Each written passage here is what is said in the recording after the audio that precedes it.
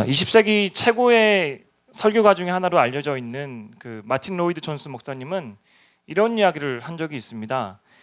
설교자는 설교를 통해서 자신의 인격과 삶이 드러나는 거다라는 이야기를 하셨습니다.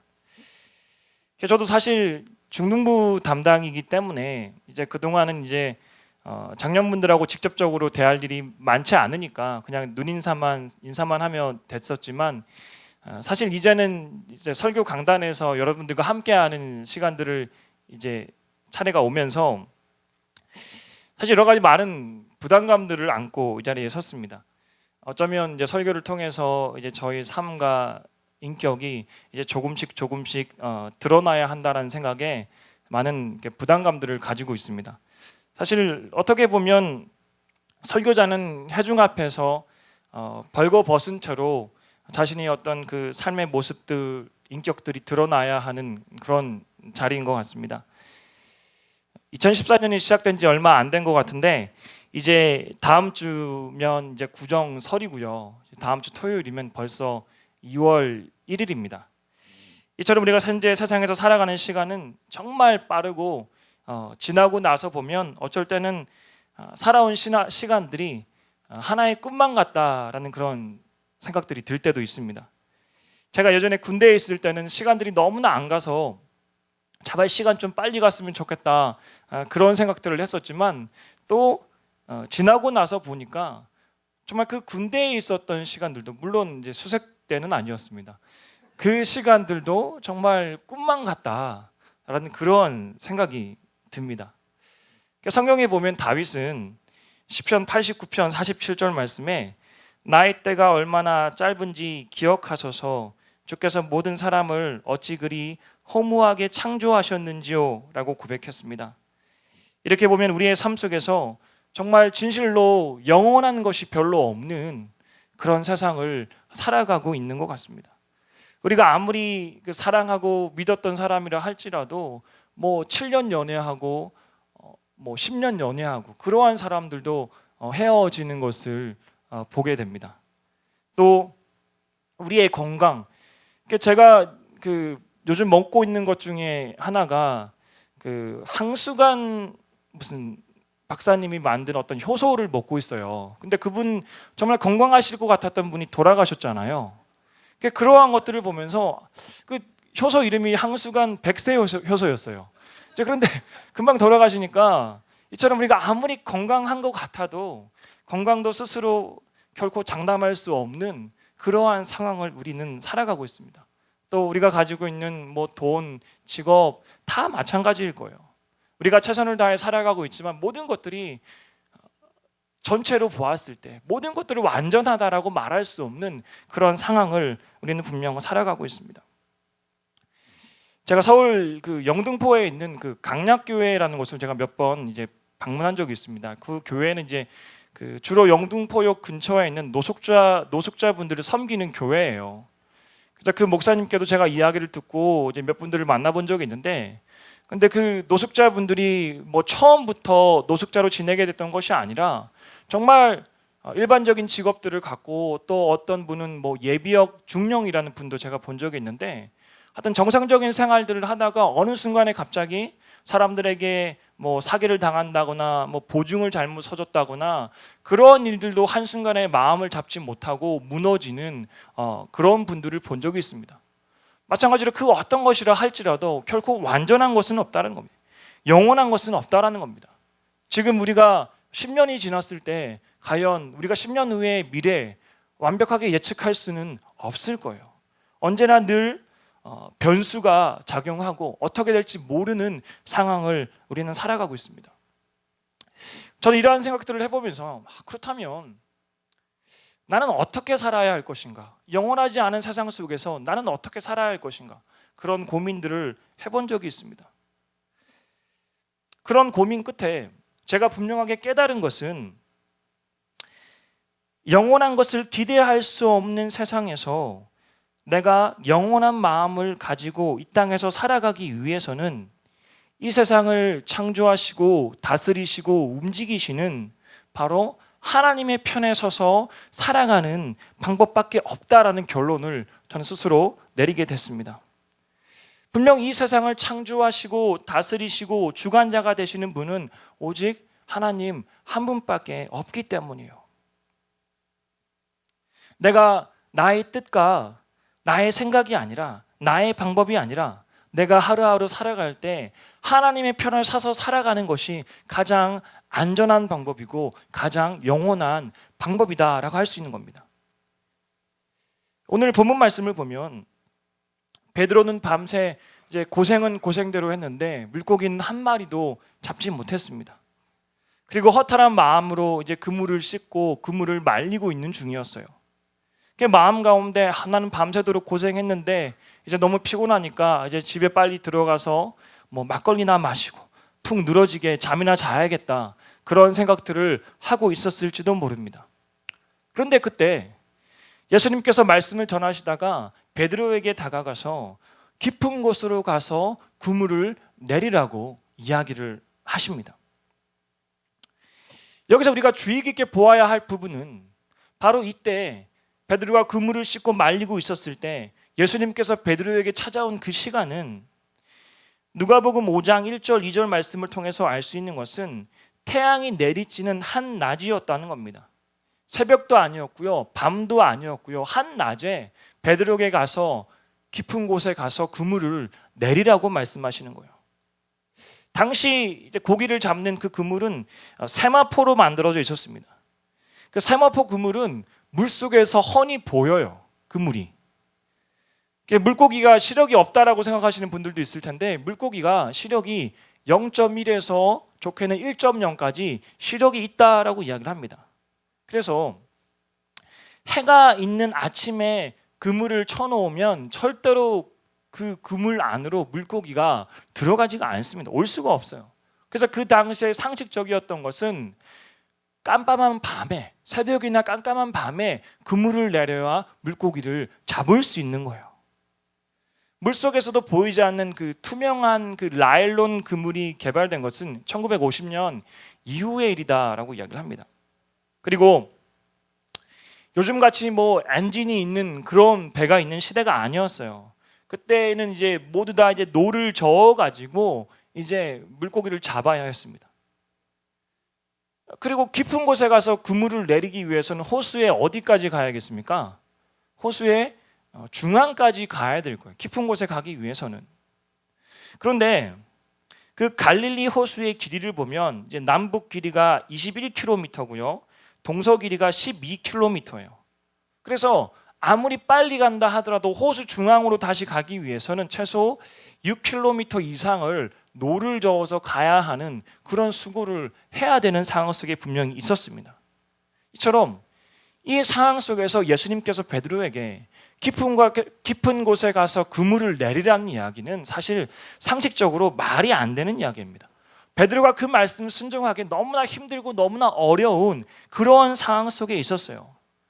밤새도록 잠을 자지 못하고 너무나 피곤한데 빨리 집에 가서 쉬고 싶은데, 그러한 상황 속에서 예수님께서 베드로에게 말씀하셨던 겁니다. 그리고 고기를 잡는 것에 관한 분명 예수님보다 베드로가 훨씬 더 베테랑이죠.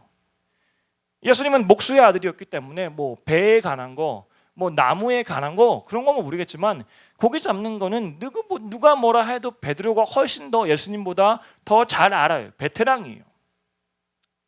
그런데 예수님께서 낚시에 대한 전문적인 지식도 없는데 새벽도 아닌 그 대낮에 베드로에게 깊은 곳에 가서 그물을 내리라고 말씀을 하시는 겁니다. 하지만 예수님은 그 모든 상황 속에도 불구하고 베드로에게 깊은 곳에 가서 그물을 던지라고 말씀하셨어요. 오늘 밤도 아니고 내일 새벽도 아니고 바로 지금 태양이 내리쬐는 대낮에 가서 그물을 던지라라고 말씀하셨습니다. 그때 베드로는 예수님께 어떤 반응을 보였을까요? 우리 말씀을 같이 읽어보도록 하겠습니다. 누가복음 5장 5절 말씀입니다. 같이 한 목소리로 읽겠습니다. 시몬이 대답하여 이르되 선생님, 무리들이 밤이 새도록 수고하였으되 잡은 것이 없지만은 말씀에 의지하여 내가 그물을 내리리이다 하고 아멘. 바로 이것이 하나님 편의 선자의 모습입니다. 세상의 생각과 하나님의 생각이 같을 때도 있지만 다를 때가 많아요. 베드로가 밤새도록 물고기를 잡으려고 했지만 아무것도 얻지 못했고요. 이제 그물을 씻고 말리고 있는데 햇볕이 내리쬐는 대낮에 물고기를 잡기 위해 다시 6km 이상을 노져서 가야 하는 그러한 상황 속에 있었지만, 그리고 그러한 베드로를 보고 비웃는 사람들이 많이 있었지만 베드로는 자신의 생각보다 하나님의 뜻을 분명히 신뢰하고 사람들의 생각이 아니라 예수님의 그 말씀에 의지하여, 제 생각에는 지금 안 될 것 같지만 말씀에 의지하여 내가 그물을 내리겠습니다라고 이야기하는 베드로의 모습을 우리는 볼 수가 있습니다. 분명히 이것이 하나님 편의 선자의 모습이 아니겠습니까? 세상의 모든 논리와 모든 사람들의 모든 반응과 그 모든 것들까지도 초월한 자의 모습이요. 분명히 내 인간적인 생각이 안 될 것 같은데, 예수님이고 안 될 것 같은데, 그래도 당신의 뜻이니까 순종하겠습니다라고 이야기하고 있는 베드로의 모습을 우리는 볼 수가 있습니다. 그리고 다들 더 이상 고기를 잡을 수 없다라고 이야기했지만 정말 그물이 찢어질 정도로 많은 물고기를 잡자 사람들이 모두 놀랐다라고 성경에 기록되어 있습니다. 우리 누가복음 5장 9절에서 10절까지 말씀 우리 같이 읽어보도록 하겠습니다. 이는 자기 및 자기와 함께 있는 모든 사람이 고기 잡힌 것으로 말미암아 놀라고 세베대의 아들로서 시몬의 동업자인 야고보와 요한도 놀랐습니다. 예수께서 시몬에게 이르시되 무서워하지 말라. 이제 후로는 내가 사람을 취하리라 하시니 아멘. 여기 말씀 가운데 보면 놀라는 것을 넘어서서 이제는 그 상황을 보고 사람들이 무서워까지 했다라고 이야기합니다. 정말 도저히 이해 안 되는 상황들을 우리가 생기면 정말 놀라움을 떠나서 정말 이게 뭐지라는 마음에 무서울 정도로 소름이 끼칠 때가 있습니다. 바로 이러한 그 상황 속에서 예수님께서 시몬에게, 베드로에게 무서워하지 말라라고 이야기를 하셨던 겁니다. 그 시간에 거기서 그물이 찢어질 정도로 정말 많은 수많은 물고기를 낚았던 이 사건은, 이 일은 많은 사람들에게 무서움을 줄 정도로 정말 놀라운 일이었다는 거예요. 대단한 일이었다는 거예요. 바로 이것이 하나님의 편에만 서서 순종하며 나아갔을 때 일어난 놀라운 일입니다. 사랑하는 성도 여러분, 전 여러분들이 하나님의 편에 서서 세상 사람들에게 놀라움을 주는 정도가 아니라 하나님의 편에 선 여러분들의 그 모습들을 통해서 무서움을 줄 수 있을 정도의 그런 영향력 있는 성도님들이 모두 되었으면 좋겠습니다. 도대체 이 사람은 어떤 사람이길래 이렇게 놀라운 일들을 할 수 있을까? 도저히 내 생각에는 이 일을 이 사람이 지금 할 수가 없는데 어떻게 했지? 의아해하며 정말 대단하게 생각하는 여러분들의 모습들을 통해서 하나님의 영광을 돌릴 수 있는, 하나님을 높일 수 있는, 온전히 하나님의 편에만 서 있을 수 있는 여러분들이 되시길 바랍니다. 모두가 아니라고 말했을 때 하나님의 말씀에만 순종해서 앞으로 나아가는 것이 때론 참 외롭고 괴로운 일일 겁니다. 정말 모두 다 반대하고 지금 안 되는데 너 지금 왜 이 낮에 갑자기 토수 가운 다시 노조 가려고 하느냐, 내일 밤에 가라, 내일 새벽에 가라, 이렇게 이야기하는 그 사람들의 이야기들 속에서 아무도 지지해주지 않는 그러한 상황 속에서 예수님의 말씀이기에 믿고 순종하며 나아가는 가정들이 얼마나 힘들고 어려웠겠습니까? 하지만 베드로는 하나님의 편에 서기로 작정하고 솔직하게 고백하고 나아갔습니다. 선생님, 우리들이 밤에 새도록 수고하였을 때 잡은 것이 없지만은 말씀에 의지하여 내가 그물을 내리리이다. 제 생각에도 좀 아닌 것 같지만 그래도 저 예수님 말씀 순종할게요. 예수님 편에만 설게요 라고 이야기했던 베드로입니다. 이러한 결단을 통해서 모두가 놀라는 사건이 일어났습니다. 모두가 무서워하는 일이 일어났습니다. 그리고 더 놀라운 일들이 일어났는데요, 11절 말씀에 보면 그들이 배들을 육지에 대고 모든 것을 버려두고 예수를 따르니라 라고 이야기합니다. 무슨 말이겠습니까? 그때 함께 있었던 베드로와 야고보와 요한의 눈높이가 바뀌었어요. 그 전까지 그들의 관심은 어떻게 하면 내가 물고기를 많이 잡을 수 있을까? 내가 어떻게 하면 많은 물고기를 얻어서 배에 가득 채워서 갈 수 있을까? 그러한 눈높이를 가지고 그러한 기준으로 살아가고 있었는데 예수님의 그 놀라운 은혜와 능력들을 경험하고 나니까 이제 그들 그 눈앞에 보이는 그 물고기 아무것도 아닌 줄 알았다는 거예요. 그 모든 것들까지도 버려두고 예수님을 따랐다라는 거예요. 하나님의 편에 선다라는 것은 때로는 우리의 재물과 우리의 인간적인 그 욕망들까지도 다 버리고 따르는 것을 이야기를 합니다. 하나님의 편에만 서 있다라는 것은 분명히 우리들의 눈높이가 바뀐다라는 거예요. 세상에 있는 것들, 세상이 말하는 가치관들이 더 가치 있게 보이는 삶을 그동안 살아왔다라면 정말 하나님의 그 은혜를, 예수 그리스도의 그 복음의 능력과 축복들을 우리가 온전하게 누린 자라면, 경험한 자라면 완전히 바뀐다라는 거예요. 내가 지금 눈앞에 있는 그 예수 그리스도를 통하여 누리는 이것들이 그 어떤 것보다 더 귀하게 느껴지기 때문에 모든 것을 버려두고 예수님을 온전히 따를 수 있었습니다. 아마도 여러분들이 잘 알고 있는 이야기일 것 같습니다.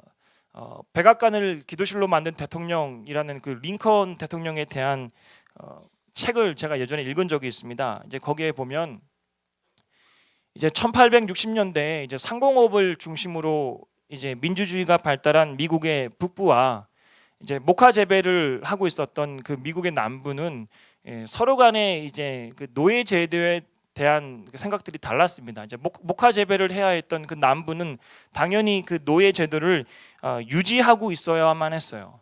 그래서 이제 북부의 대통령이 이제 링컨이 되자 이제 서로 전쟁을 이제 남부에서 일으켰습니다.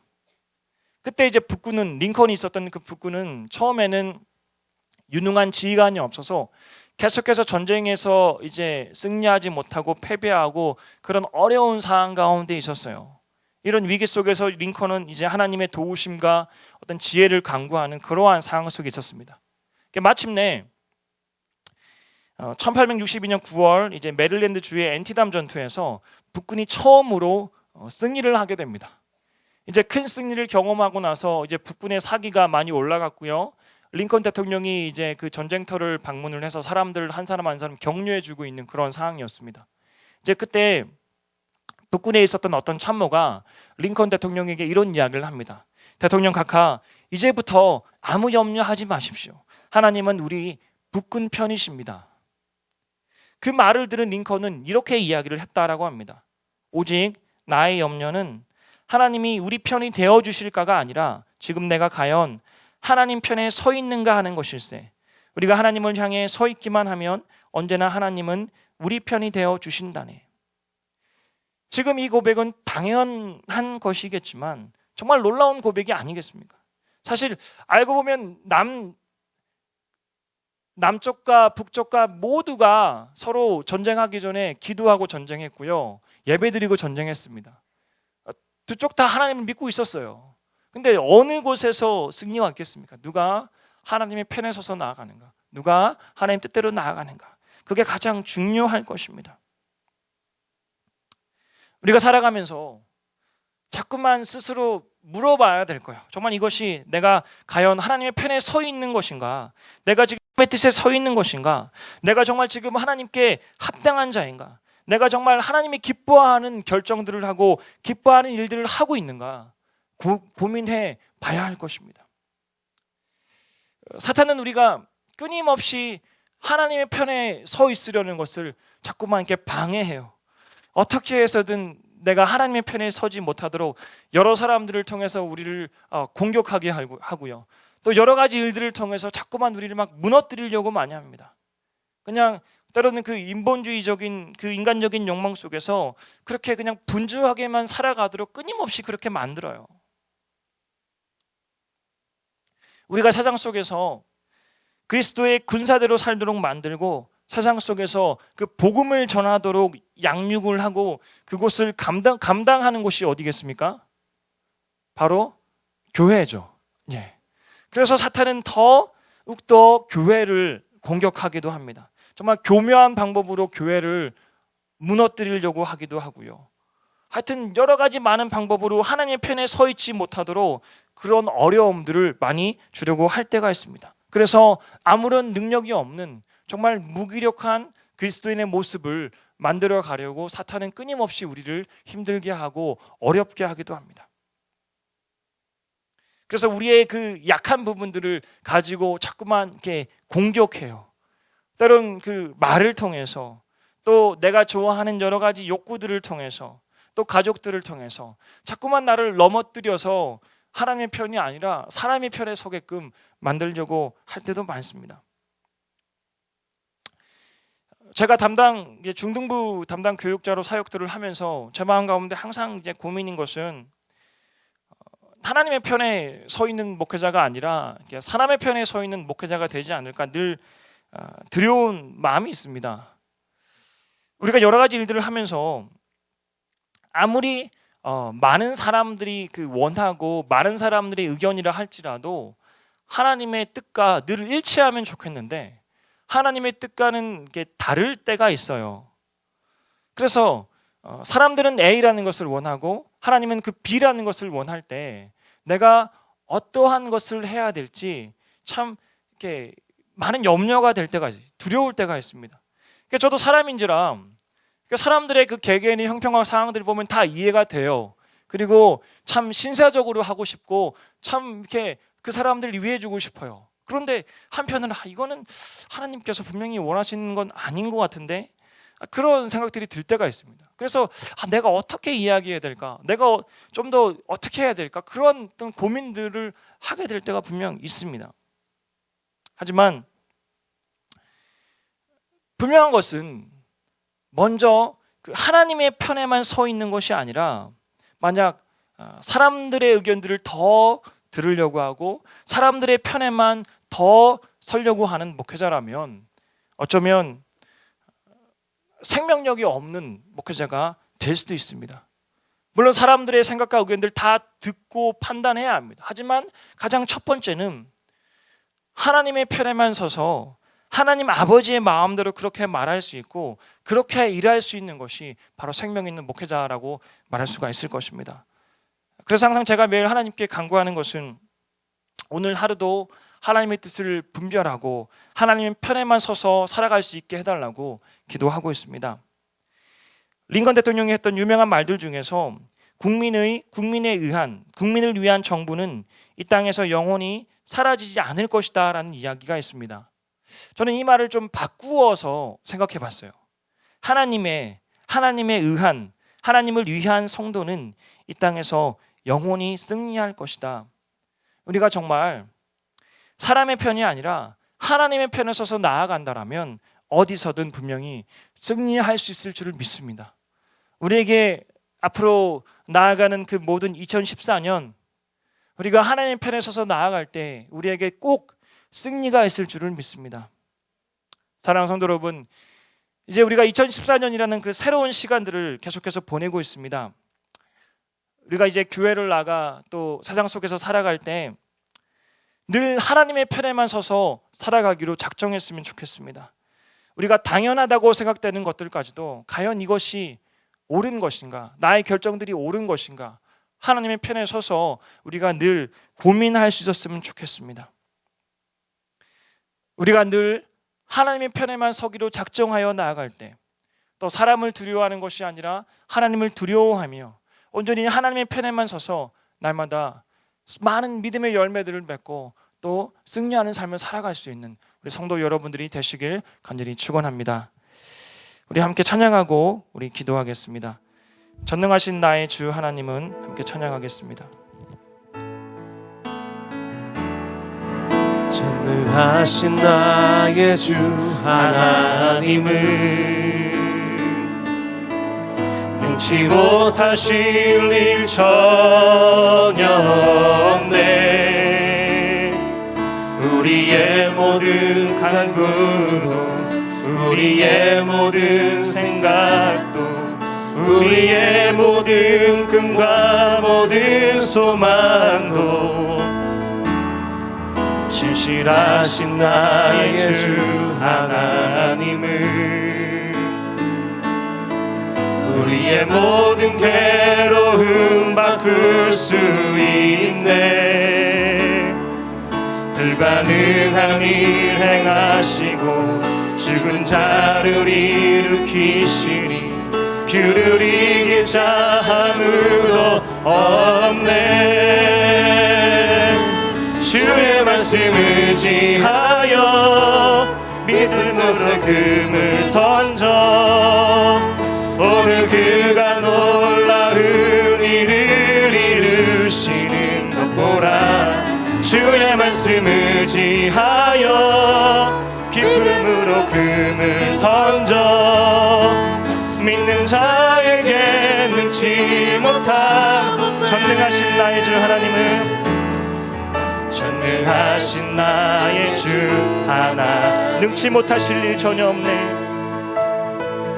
능치 못하실 일 전혀.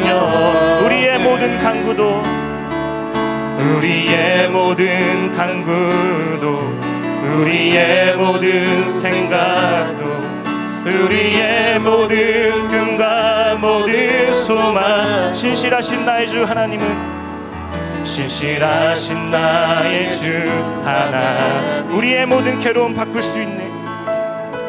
우리의 모든 괴로움 바꿀 수 불가능한 일 행하시고 불가능한 일 행하시고 죽은 자를 일으키시니 그를 이길 자 아무도 없네. 주의 말씀 의지하여 주의 말씀 의지하여 깊은 곳에 금을 던져 오늘 그가 놀라운 일을 이루시는 것 보라. 주의 말씀 의지하여 믿음으로 금을 던져 믿는 자에게 능치 못한. 주의 말씀 의지하여 주의 말씀 의지하여 깊은 곳에 금을 던져 오늘 그가 놀라운 일을 이루시는 것 보라.